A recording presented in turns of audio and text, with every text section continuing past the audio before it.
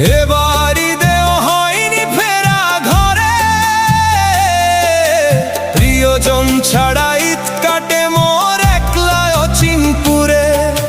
নিঃসঙ্গতা কুরে কুরে খায় তবুও মুখে হাসি, আমি যে প্রবাসী, আমি যে প্রবাসী। সবাই ভাবে প্রবাস মানেই রঙের দুনিয়া, কেউ তো দেখে না এই বুকে কি যে যন্ত্রণা।